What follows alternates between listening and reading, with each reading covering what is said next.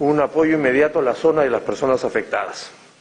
INDECI, que es la instancia competente, se hizo presente inmediatamente en el distrito de Mala para evaluar la situación.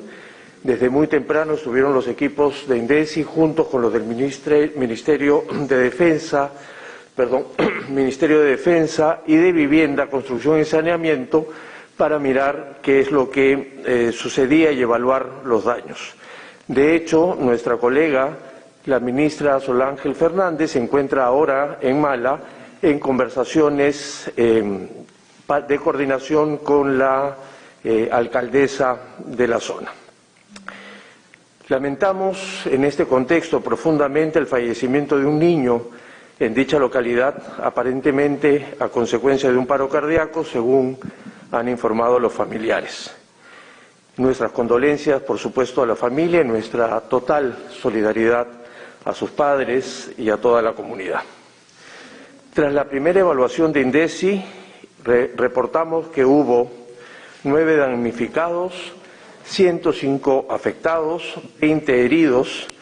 Se registran además daños materiales en 2 viviendas que quedaron inhabitables, 36 viviendas afectadas, 2 establecimientos de salud también fueron afectados y asimismo han quedado afectados 12 tramos de carretera. Esta evaluación incluye los distritos de Lima y Callao, al igual que el de Mala, Cañete, San Antonio, San Luis Calango y Chilca, en la provincia de Cañete, y el distrito de Ollón en la provincia del mismo nombre y Quinocay en Yauyos. Cabe mencionar que adicionalmente los sectores, de acuerdo a sus competencias, han activado atención correspondiente para el arreglo y limpieza de carreteras, la atención a personas heridas, la reconexión del fluido eléctrico, entre otros. Además, a través del Gobierno Regional de Lima, se está coordinando ayuda humanitaria con la Municipalidad de Mala y a través del Centro de Operaciones de Emergencia Regional de Perú, entregaron carpas, camas plegables, colchones de frazadas y demás medicamentos que necesitan los afectados. De otro lado, ayer una comisión de ministros encabezados por la ministra de Defensa, junto con el ministro de Justicia y Derechos Humanos, la ministra de Desarrollo e Inclusión Social y el ministro de Educación, estuvimos en San Miguel del N. Como recordarán, hace exactamente un mes, 16 personas fueron asesinadas en la zona. En dicha visita cumplimos con la promesa de llegar hasta San Miguel de N antes de cumplir el mes y entonces instalamos la base militar, entregamos armamento al Comité de Autodefensa y se desarrolló una acción cívica en donde se llevó un conjunto de servicios a la población. Asimismo, se hizo entrega de 10 toneladas de alimentos, se donó biblioteca y materiales educativos y esperamos poder brindar 5.000 atenciones de salud en la zona. Asimismo, como anunciamos la semana pasada desde el Ejecutivo, estamos trabajando intensamente para realizar una transferencia ordenada y transparente que le permita a la nueva gestión mantener y mejorar la velocidad alcanzada en el proceso de vacunación, en la implementación de plantas de oxígeno, en el retorno ordenado a clases en zonas rurales, entre otros procesos. Esta transferencia no es solo una transferencia administrativa, también es una transferencia de cara a la ciudadanía, porque en el Gobierno de Transición y de Emergencia estamos absolutamente convencidos de la importancia de la rendición de cuentas de forma transparente a la ciudadanía. En ese sentido, empezaremos a comunicar a partir de nuestras habituales conferencias de prensa de los lunes y viernes los avances que se han tenido en cada uno de los sectores, cómo encontramos la gestión, qué es lo que hicimos, qué logramos y qué procesos estamos dejando en curso. Finalmente, respecto a la pandemia, queremos decirle que como es habitual también, todas las semanas analizamos los indicadores del control de la epidemia, constatando que a nivel nacional los contagios continúan descendiendo por 11 semanas consecutivas y los fallecimientos por 8 semanas consecutivas. Esto significa que estamos en un franco proceso de disminución de estos indicadores, lo que no supone en ningún caso que bajemos la guardia, que al contrario estemos en permanente respeto por las normas que ya sabemos todos tienen que ver con el cuidado personal. La provincia de Arequipa, no obstante, mantiene un comportamiento en ascenso, contrario a la tendencia a nivel nacional, y por eso ha requerido de medidas excepcionales. Aún se está evaluando el efecto que ha tenido la variante Delta, que como saben tenemos 2 casos confirmados de ella, pero la evidencia hasta el momento confirma que el efecto de esta subida tiene que ver con la variable C37 o lambda, que es la que explica más del 80% de estos contagios. Como se anunció también, el sismo registrado no ha afectado el proceso de vacunación en curso. A la fecha, más de 2.700.000 personas se encuentran completamente vacunadas y ya se han aplicado más de 6 millones de dosis de vacunas en el país. El ritmo de vacunación de dosis va en un promedio de más de 100.000 diarias.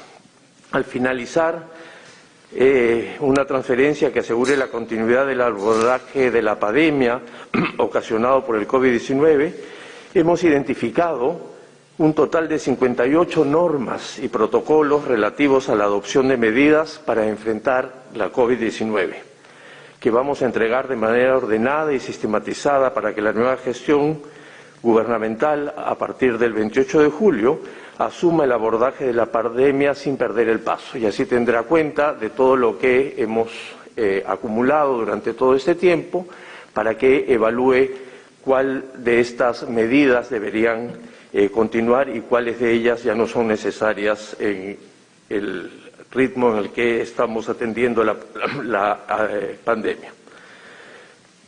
Finalmente, aprobamos una política muy importante a favor de las poblaciones vulnerables y es por eso que mi colega, la ministra Silvia Lolli, nos explicará en detalle en un momento de qué se trata exactamente. Desde el Gobierno de Transición y Emergencia aspiramos que en el año 2030 las niñas, los niños, los adolescentes hayan mejorado sus condiciones de vida, que constatemos la disminución de la prevalencia de anemia, que los adultos hayamos desarrollado prácticas de cuidado saludable. De igual forma, hayan mejorado sus logros de aprendizaje, que no exista ningún niño, niña o adolescente que no haya culminado la educación básica regular y o especial en la edad oportuna y de forma pertinente y equitativa. Por eso, considerándose el día de hoy, aprobamos en Consejo de Ministros la Política Nacional de Infancia y Adolescencia. La ministra de la Mujer y Poblaciones Vulnerables, Silvia Lolli, nos va a dar algunos detalles de esta política tan importante. Gracias, ministro. Justamente considerando las aspiraciones a que ha hecho mención el ministro de Educación, Ricardo Cuenca, pero también considerando los aportes que nos dan los 9 informes de balance del Plan de Acción por la Infancia y la Adolescencia 2012-2021, que nos dan un conjunto de evidencias que se complementan con los resultados de la taxonomía del gasto público relacionado con la infancia. Nosotros tenemos una información suficiente que nos ha permitido sustentar esta política nacional que hemos aprobado en el Consejo de Ministros esta mañana, que se denomina Política Nacional Multisectorial para las niñas, niños y adolescentes al 2030. Recordemos que el 31% de la población del país tiene menos de 18 años. Es decir, 3 de cada 10 peruanos son niños, niñas o adolescentes. Estamos hablando entonces de algo importante para nuestro país. La política identifica como problema prioritario que tiene que enfrentarse el limitado ejercicio de los derechos que tienen actualmente los niños, niñas y adolescentes en el Perú. Y cuando hablamos de derechos, hablamos de un conjunto de acciones que tienen que ver con su vida, con su salud, con la educación, con su participación, con el cuidado que ellos requieren, la protección, etcétera. Esta herramienta, como todas las demás políticas nacionales, permiten reorientar el accionar del Estado hacia el logro de los objetivos que se han previsto y, por lo tanto, fortalecer un conjunto de servicios y crear otros. Es decir, no se requiere un presupuesto adicional, solamente para esta política, sino que cada uno de los sectores, al reorientar sus servicios, deben incorporar lo que se requiera en el presupuesto para el logro de los objetivos que se ha previsto y que son tan importantes. En realidad, esta es una política que nos permite garantizar el ejercicio de los derechos y también la protección de los niños, niñas y adolescentes, ¿no?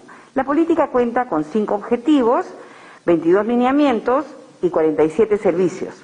De estos 47 servicios, 41 ya existen, pero requieren ser fortalecidos y requieren modificarse la calidad de atención para lograr los objetivos que nos hemos propuesto, y hay 6 que son nuevos, por ejemplo, algunos relacionados con la trata de personas, la explotación sexual o la mejora de la protección frente a los delitos sexuales que afectan tanto a los niños, niñas y adolescentes. Quiero señalarles que esta es una política marco y que, por ejemplo, nos va a permitir que en breve podamos aprobar un plan nacional para la eliminación de la violencia contra los niños, niñas y adolescentes, que, como ustedes saben, es un problema grave en nuestro país. Entonces, esta política permite desarrollar un conjunto de acciones articuladas del Estado para orientar el quehacer y el presupuesto al logro del objetivo de la mejora del ejercicio de los derechos. Esperamos entonces que al 2030 los niños, niñas y adolescentes puedan contar con servicios de calidad, pero además deban estar en mejor condición para enfrentar su vida sin discriminación, con igualdad de oportunidades, y que podamos, como Estado, garantizar la protección y el ejercicio de sus derechos, incluidos sus derechos de participación. Recordemos que los niños y niñas y adolescentes son sujetos con derechos, ¿no? Y por lo tanto, el Estado, el Poder Judicial, requieren de su opinión. Recordemos que, de acuerdo a la legislación actual, los niños, niñas y adolescentes pueden ellos denunciar directamente situaciones de violencia sin necesidad del apoyo de ningún adulto. Y que cuando hay procesos judiciales, por ejemplo, de tenencia o custodia, los jueces tienen la obligación de preguntar a los menores de 7 años y más sobre su opinión acerca de su situación. Ahora, hay un conjunto de metas que se ha previsto. Por ejemplo, esperamos reducir a 37.2% la prevalencia de la anemia en niños, niñas de 6 a 35 meses. Sabemos que ese es un problema que todavía persiste y esperamos ir reduciendo progresivamente esta circunstancia. También esperamos que se mejore el nivel de comprensión de los textos, pero también de matemáticas, ¿no? Y que se pueda llegar a un 70%. La violencia familiar y escolar también debiera reducir en 29.66 y 36.79 respectivamente, así como la violencia sexual, que, como sabemos, también afecta principalmente a adolescentes de 12 a 17 años, esperándose una disminución a 17.73. De otro lado, también tenemos metas para incrementar la participación de los niños, niñas y adolescentes en todo lo que es el desarrollo y elaboración de políticas a un 32.91%, y asimismo el incremento a 70% del porcentaje de niñas, niños y adolescentes entre 9 y 12 meses de edad que tienen una adecuada interacción o apego, ¿no? Es parte del apego seguro, que es muy importante para el desarrollo. Podemos luego en algún momento seguramente ver otros detalles de esta importante política. Gracias. Muchas gracias. El día de hoy también aprobamos un conjunto de normas que nos van a permitir dinamizar la economía y particularmente el sector de producción, y es por eso que nos acompaña también el ministro José Luis Chicoma, ministro de la Producción, para que nos detalle estas importantes normas. Sí, muchas gracias. Buenas tardes a todas y todos. De hecho, muy buenas noticias para las micro y pequeñas empresas. En Consejo de Ministros aprobamos hoy el carácter permanente del Programa Nacional de Compras a Mi Perú, a fin de impulsar la participación de las micro y pequeñas empresas en el proceso de compras del Estado. Con ello, las micro y pequeñas empresas ganan un nuevo mercado y más posibilidades de crecimiento y competitividad. Como dije, es un carácter permanente en este programa. Hasta ahora han habido compras a Mi Perú, pero han sido temporales, aprobadas con legislación ad hoc por momentos usualmente de crisis. Ahora se va a mantener, y con esto se busca reactivar la economía a través del impulso a las micro y pequeñas empresas con la contratación de las compras del Estado.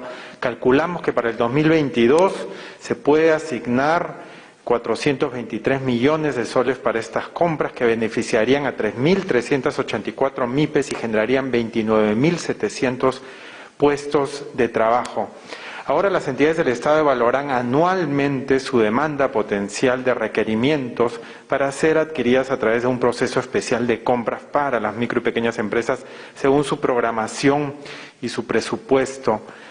Desde ahora esperamos, y para eso hemos aprobado este decreto supremo, que este proceso de adquisición va a ser más eficiente debido a que concentrará en una sola entidad pública, que es el Ministerio de Producción, todas las fases de adquisición que estaban repartidas en varias instituciones públicas, y así se podrá otorgar una asesoría más especializada, se podrá realizar catálogos de bienes para compras en las micro y pequeñas empresas, acompañamiento a estas MIPES con el Instituto Nacional de la Calidad, con nuestra red de centros de innovación tecnológica, los CITES, entre muchas otras acciones de acompañamiento y asistencia técnica. También es importante recordar que el programa actual, el temporal de compras a Mi Perú, cuenta con un presupuesto para el 2020 y 2021 de 846 millones de soles. Se han avanzado en convocatorias 516 millones de soles y en las siguientes semanas vamos a convocar 300 millones adicionales.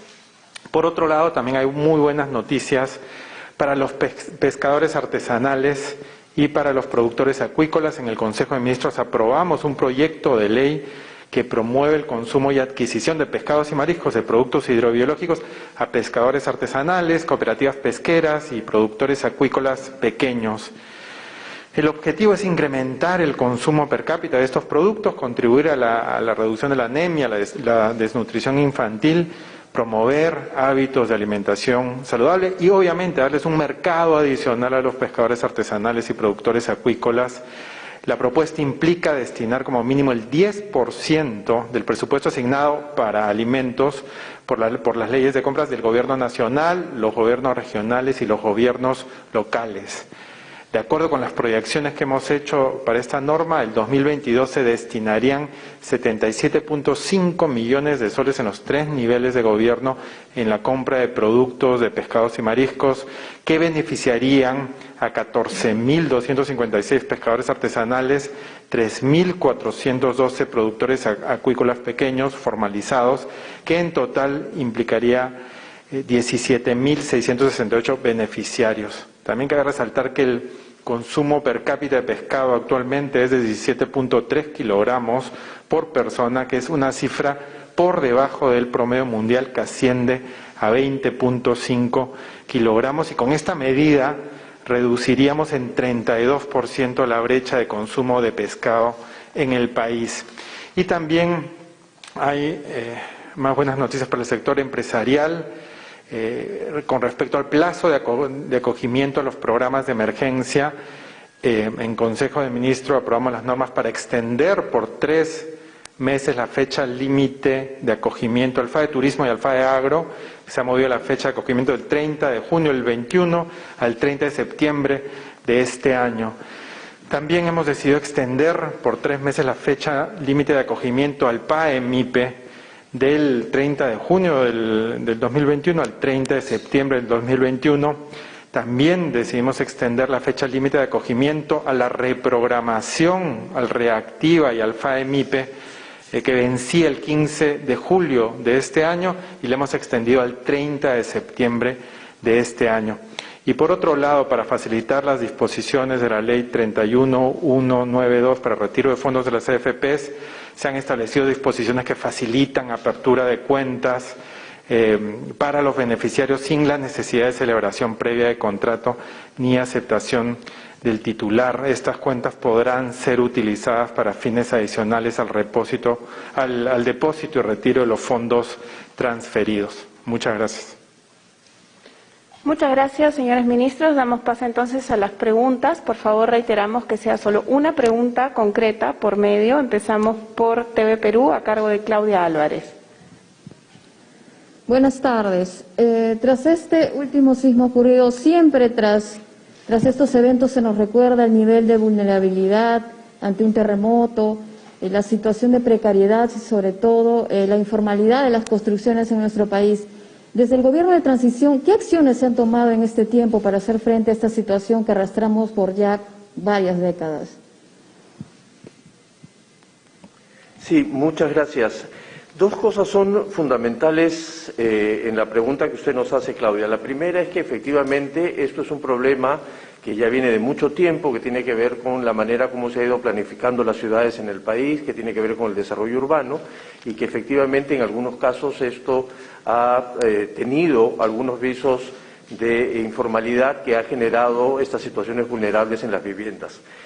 A partir de ello, el Ministerio de Vivienda, Construcción y Saneamiento no solo ha ido trabajando en normas específicas que puedan ayudar a mejorar este gran plan de desarrollo urbano, sino que acaba de sustentar la ministra Solángel Fernández hace pocos días un nuevo proyecto de ley en el Congreso de la República que va a permitir tener un marco general para el desarrollo urbano que claramente incluye algunas acciones de mejora en el inmediato de poder implementarse y aprobarse esta ley.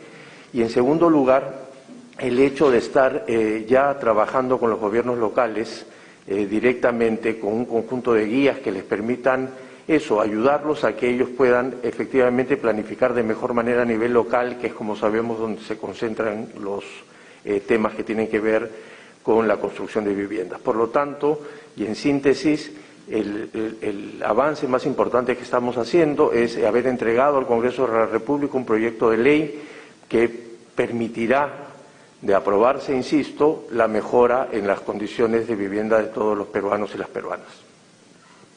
Muchas gracias. Es el turno de María Stephanie Tiznado, de Exitosa. Buenas tardes. Para el Ministro de Educación. La vacuna Pfizer ha sido aprobada para los adolescentes de 12 a 17 años. ¿Ya se tiene el plan para este grupo? Y si es así, ¿el próximo año las clases serían presenciales para los escolares de secundaria? Gracias. Efectivamente, la vacuna Pfizer ha empezado a aprobarse en adolescentes de 12 a 18 años.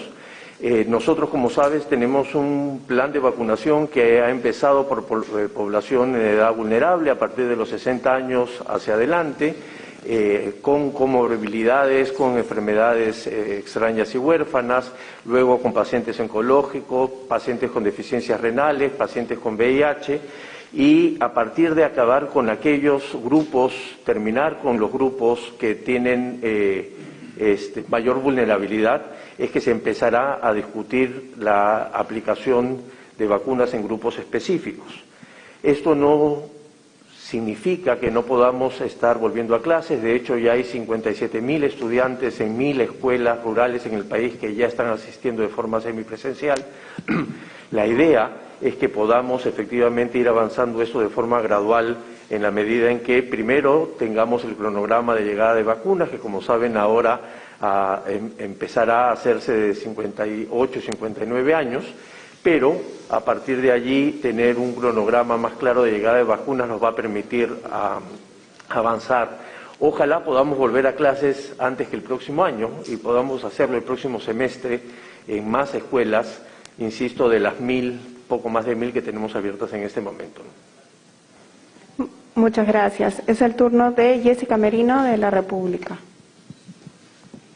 Buenas tardes, ministro.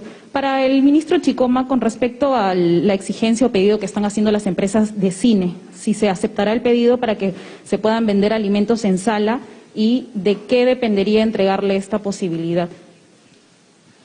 Sí, muchas gracias. De hecho, que entendemos que el modelo de negocio de los cines incluye la venta de alimentos y hemos estado escuchando a todos los gremios desde que iniciamos nuestra gestión en el gobierno de transición y emergencia. Y también escuchamos a los epidemiólogos, a los expertos que recomiendan que por ahora los cines puedan funcionar, pero sin el consumo de alimentos dentro de la sala. Igual estamos en constante evaluación y coordinación con los sectores, con los gremios, con los ministerios correspondientes y pronto se podrá dar respuestas en torno a estas últimas evaluaciones más directas para este pedido en particular. Muchas gracias. Vamos con la pregunta de RPP a cargo de Senia Martínez. ¿Qué tal? Muy buenas tardes, ministros. Desde el día lunes se ha aplicado el cerco epidemiológico para la región de Arequipa. Sin embargo, nosotros hemos recorrido los principales terminales de Lima y hemos registrado transporte informal a través de buses y colectivos. ¿Qué estrategias se está desarrollando de parte del Ejecutivo para evitar que se burle la norma, sobre todo por la detección de la variante Delta y el aumento de casos en esta región? Y lo último, solamente como dato para precisar, si es que se ha confirmado la asistencia de parte del Ejecutivo a esta cumbre de gobernadores que están siendo convocada en la región de Cusco. Gracias.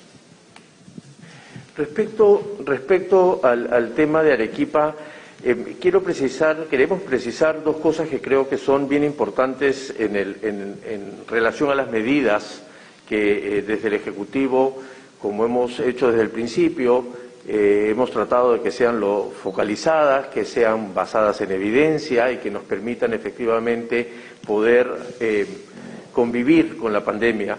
Y por eso el primer llamado es a tratar de, aunque suene una verdad de perogrullo, tratar de respetarlas, porque de lo contrario no vamos a poder efectivamente lograr vencer a la epidemia como queremos, sobre todo porque las decisiones que se toman son decisiones que son discutidas en el gabinete y son implementadas en coordinaciones que se hacen, coordinaciones con los gobernadores regionales, con gobiernos locales, para poder efectivamente atenderla. Entonces el primer llamado es eso, el primer llamado es a pedir que un ejercicio ciudadano pleno es a poder acatar las normas para poder a partir de ello empezar a combatir la epidemia.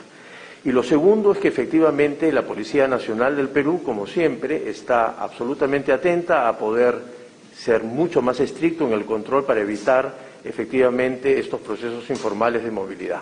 Sobre todo sabiendo que esto es una medida que es una medida temporal, tomada por 2 semanas, que como siempre estamos haciendo todo lo posible para poder avanzar hacia un trabajo cada vez más basado en evidencias y entonces cada semana hacemos las evaluaciones y vemos que esto pueda permitir una salida.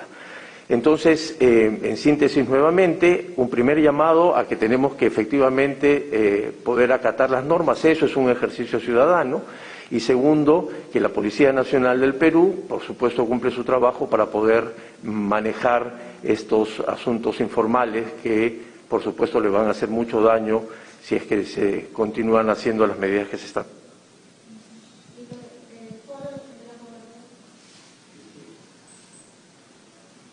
El foro de los gobernadores. Sí.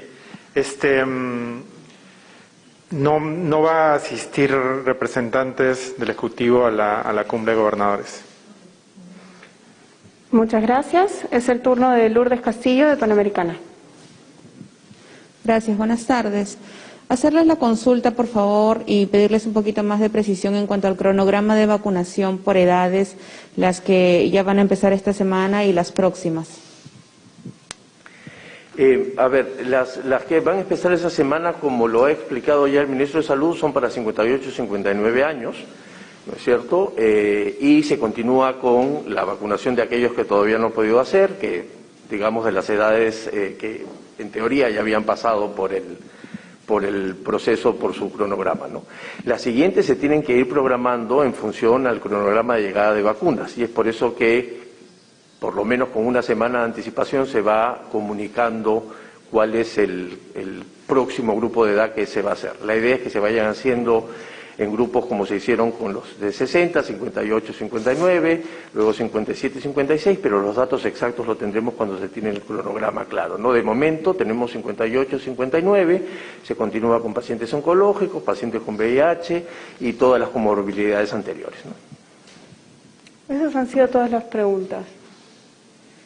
Muy bien, muchísimas gracias. Queremos terminar insistiendo en lo que hemos insistido en los últimos meses, el que a pesar de que tenemos buenas noticias con la disminución de los indicadores epidemiológicos a nivel nacional, tenemos que seguir lavando las manos con frecuencia, evitar aglomeraciones, hacer uso de espacios abiertos, mantener el distanciamiento físico, usar la mascarilla de forma correcta y junto con ello exhortar nuevamente a la ciudadanía a tener tranquilidad y confianza en los organismos electorales y respetar los resultados del proceso electoral. Desde el Ejecutivo vamos a seguir firmes en garantizar la seguridad ciudadana y el apoyo a los organismos electorales. Todos estamos con mucha ansiedad por saber los resultados, pero parte de la vida democrática es respetar a las instituciones y, por supuesto, con toda la tranquilidad y toda la calma, esperar las resoluciones finales del ente autónomo que es el Jurado Nacional de Elecciones. Muy buenas tardes, muchas gracias.